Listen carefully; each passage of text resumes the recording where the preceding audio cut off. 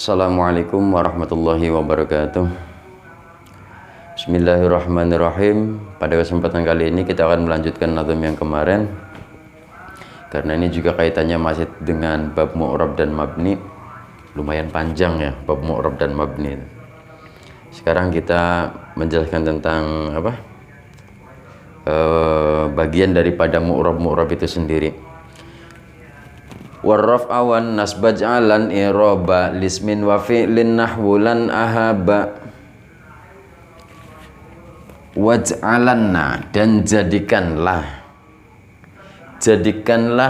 rofa itu maklum lah.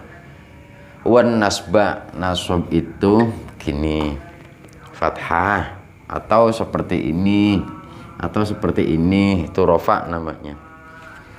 Jadikanlah rofa dan nasab sebagai i'rab bagi kalimat isim dan fi'il.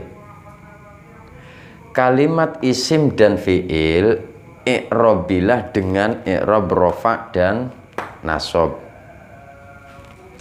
I'rab rofa dan i'rab nasab itu adalah i'rab untuk kalimat isim dan fi'il, artinya mustarok, bersekutu.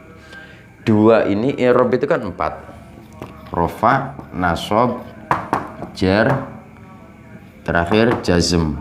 Kalau untuk rofa dan nasab ini bisa untuk isim, bisa juga untuk fi'il. Kalau jar ini untuk isim, kalau jazm ini untuk fi'il. Spidolen tek.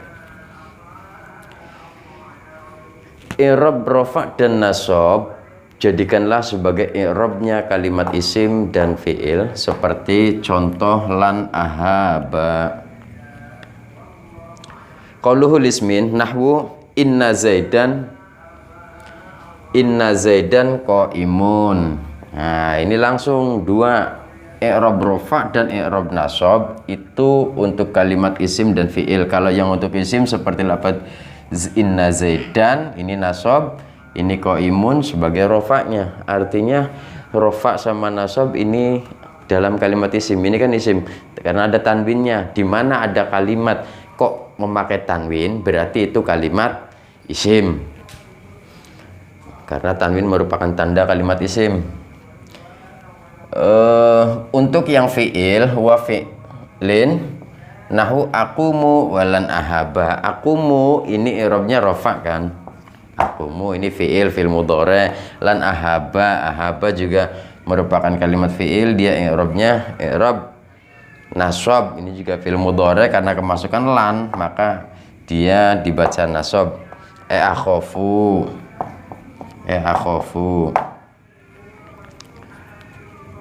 Ulangi ya. Untuk i'rab rofa dan i'rab nasab jadikanlah sebagai i'rabnya kalimat isim dan fi'il, seperti lafaz lan ahaba. I'rab rofa dan i'rab nasab ini bisa untuk isim, bisa untuk fi'il. Sementara wal ismu qad khussisa bil jarri kama qad khussisal fi'lu bi ayyan jazima. Sementara untuk kalimat isim seperti yang ini berarti jazm ya. Untuk kalimat isim itu dikhususkan dengan i'rab jar. Berarti kalimat isim 3, tandanya rofa, nasab sama jar. Kama qad khussisal fi'lu bi ayyan jazima, sebagaimana dikhususkannya kalimat fi'il untuk i'rab jazm. Berarti untuk kalimat fi'il 3 juga, rofa, nasab sama jazm.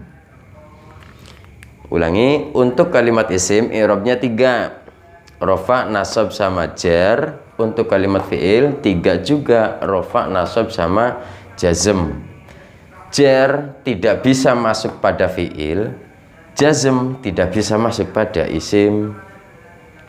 Nah, dalam qauluhunya qad khussisa bil jarri fala yujadu fil fi'li. Isim ini dikhususkan dengan i'rab jar, seperti bizaidin. Nah, ini kan kalimat isim. Kalimat isim itu dikhususkan dengan jar, fala yujadu fil fi'li, sehingga jar ini tidak mungkin kita temukan dalam kalimat fi'il. Karena yang namanya jar itu sudah pasti untuk kalimat isim. Sebagaimana dikhususkannya kalimat fi'il dengan adanya i'rab jazm bi ayyan jazima ay bil jazmi fa innahu mukhtasun bil af'al likaunil jazmi hina idzin kal iwadi minal jar. Sebagaimana dikhususkannya kalimat fi'il untuk jazm karena yang namanya jazm ini khusus mukhtasun bil af'al, khusus masuk pada kalimat fi'il. Karena adanya jazm dalam hal ini merupakan seolah-olah seperti pengganti daripada jar yang ada pada kalimat isim. Ringkasnya seperti ini. Kalau untuk isim itu i'rabnya rofa, nasab, jar. Kalau untuk fi'il i'rabnya itu rofa, nasab, jazm. Nah, di sini ada kalimat likaunil jazmi hina idzin kal iwad minal jar. Karena jazm ini merupakan iwad, pengganti daripada jar yang ada pada kalimat isim. Nah, dari keempat i'rab ini, dua diantaranya bisa masuk pada isim, bisa masuk pada fi'il. Sementara untuk yang jar, dia khusus untuk isim, yang jazm khusus untuk fi'il. Ya, ini ringkasnya seperti ini. Sudah, ini saja keterangannya. Selanjutnya akan kita bahas tentang makna yang terkandung dari sini. Sebenarnya kita bisa saja ya mentafsiri sendiri daripada Nazm Alfiyah Ibnu Malik itu sesuai dengan selera masing-masing. Kita terapkannya itu dalam hal apa gitu kan. Kalau kita menerapkannya di bidang individu ya bisa, kita terapkan dalam kehidupan alam bisa kita terapkan juga untuk sekelompok orang bisa juga, karena dalam Alfiyah itu sebenarnya komplit gitu ya. Bismillahirrahmanirrahim. Warraf'a, rafa itu kan luhur, tinggi gitu kan. Wan nasba, nasab itu kan berdiri, tegak. Artinya dia itu, nasab itu maksud saya itu dia mandiri gitu, ada di atas posisinya. Sementara rafa memang tinggi statusnya. Ketika posisi rafa, posisi tinggi, dan posisi nasab ada di atas, ij'alan i'rab, jadikanlah kamu sebagai mu'rab. Maksudnya mu'rab itu seperti ini. Ketika posisi kamu di atas, kamu jangan lupa dengan yang di bawah. Jangan sampai kamu terus di atas seperti halnya nafsu mardiyah itu kan. Ketika kita sudah mencapai nafsu mardiyah, dia itu kan tidak bisa gerak, tidak bisa turun, tidak bisa ke atas. Dia hanya mengulik-ngulik di bagian itu saja, dengan sendirinya dia akan naik ke sana. Kalau sudah ada posisi di atas, maka kita jangan lupa dengan yang di bawah, mu'rab.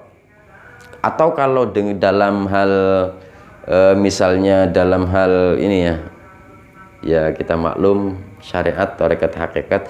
Ketika orang itu sudah mencapai hakikat, maka sebenarnya dia itu mendapat tugas khusus yang memang dia harus kembali ke syariat lagi. Ketika orang itu sudah mencapai hakikat, maka dia itu harus menyelesaikan tugas-tugas yang telah diberikan kepadanya tentang syariat.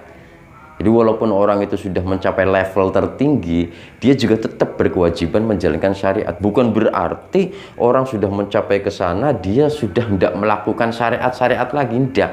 Justru itu yang salah. Fatal malah jadinya. Yang ada juga ketika orang itu sudah mencapai tingkat atas, dia diwajibkan mengemban tugas untuk membimbing yang bagian bawah. Artinya syariat orang-orang yang sebawah dia, untuk membimbing tugasnya. Seperti itulah kira-kira rafa dan nasab ini jadikanlah sebagai mu'rab, terus berputar. Mu'rab lismin wa fi'lin, baik itu dari sisi isim, dari sisi pribadi dia, dari sisi nama dia sendiri atau derajat dia, maupun dari segi pekerjaan dia. Dia harus mu'rab, terus berputar. Siklus dia itu terus jalan. Bukan berarti ketika sudah mencapai rafa dan nasab, sudah mandiri, dia itu sudah tidak gerak lagi. Ya kita contohkan sajalah, ketika orang itu sudah mapan lah, misalkan orang itu sudah mapan, namun dia hanya duduk-duduk di rumah saja, ya saya kira itu juga akan cuma akan menghambur-hamburkan kepemilikan kita kan. tanpa adanya pemasukan. Artinya di sini dia harus bergerak juga, harus mu'rab, bukan hanya sebatas menunggu dan menunggu, tidak, harus mu'rab. Baik dari sisi isim maupun fiil, secara individu, nama dia, derajat dia, pangkat dia, ataupun dari sisi pekerjaan dia. Seperti contoh lan ahaba. Lan ahaba itu kan maknanya lan akhofa, saya tidak takut. Ketika posisi seperti ini kamu sudah mencapai derajat tinggi, kamu juga jangan takut dengan posisi yang di bawah. Dengan cara membimbing mereka, kamu jangan takut. Sama halnya seperti ini, kebanyakan di kalangan kita itu kan seorang, ketika di kampung-kampung kita ya khususnya, ketika orang itu sudah mencapai derajat kiai ataupun ustadz, mereka kan malu ketika terjun ke sawah, mereka malu untuk berdagang. Padahal dengan adanya dia terjun di sawah, berdagang, ini sebenarnya tidak mengurangi juga status dia sebagai orang yang rofa dan nasab. Tidak mengurangi.